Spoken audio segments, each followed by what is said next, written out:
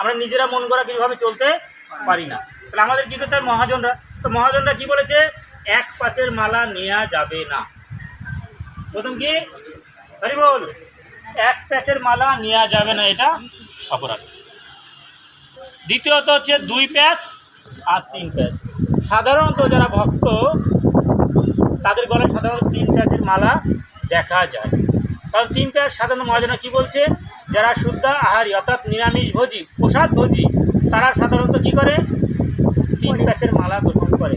আর যারা মনে করেন আমিষ খাচ্ছে তাদেরকে তারা 2 প্যাচের মালা নিতে কোনো অসুবিধা। এছাড়া 3 প্যাচ 4 প্যাচ 5 প্যাচ এর কোনো ব্যাপারই নেই। শুধু এই মানে তর্ক বিতর্ক করে লড়াই করে কোনো লাভ নেই। ওকে, আমাদের ভক্তরা 3 প্যাচ 4 প্যাচ 5 প্যাচ সব নিতে পারে। তুলসীগড় মূল হচ্ছে তুলসী মালা গলায়, বুঝতে পেরেছেন? এই যে 2 প্যাচে কাজ করবে না 3 প্যাচে কাজ করবে তা কিন্তু নয়, তাই তো? 1 প্যাচটা নয়, ঠিক আছে? বুঝলেন? 3 প্যাচ। 3 প্যাচ কেন শুনুন, দেখুন 3 প্যাচের কারণ বলি। 3 প্যাচটা প্রধানত হচ্ছে আমাদের গুণ কটা? সত্য রজ তম, 3 গুণের প্রতীক হচ্ছে এই 3 প্যাচ। আমাদের দুঃখ কয় প্রকারের? 3। অর্থাৎ প্রথম বলি এই ত্রিগুণ থেকে আমাদের কী করতে? উদ্ধার পাওয়ার জন্য 3 প্যাচের মালা। অনেকে প্রশ্ন করে কেন নাও, কেন? উত্তর জেনে নেই। কি প্রথম কি বললাম?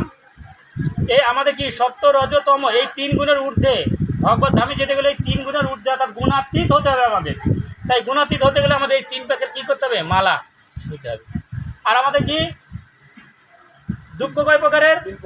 3 প্রকারের। কি কি বলুন? আদি ভৌতিক, আদি দৈবিক, আদি আধ্যাত্মিক। আদি আধ্যাত্মিক। এই 3 প্রকার দুঃখ আমরা পেতে চাই না মুক্ত হতে চাই? এই 3 প্রকারের দুঃখ থেকে মুক্ত হতে গেলে আমাদের 3 প্যাচের মালা করতে হবে। বুঝতে পারছেন তো? কটা দিলাম? কারণ 2টো দিলাম। ভগবান ব্রহ্মা বিষ্ণু মহেশ্বর ত্রিদেব কয়জন? 3 জন। তাদের কৃপা লাভ করার জন্য আমাদের কী করতে হবে? 3 প্যাচের মালা গ্রহণ করতে হবে। ঠিক আছে? বুঝতে পেরেছেন? এই জন্য। এবার আর কি প্রশ্ন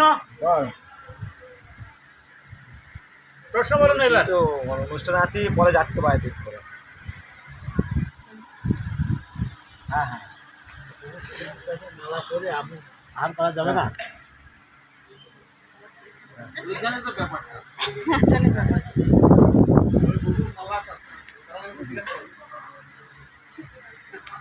দেখুন আমরা যে এতক্ষণ বললাম, আগে সিদ্ধান্ত মালা নেব কি নেব না।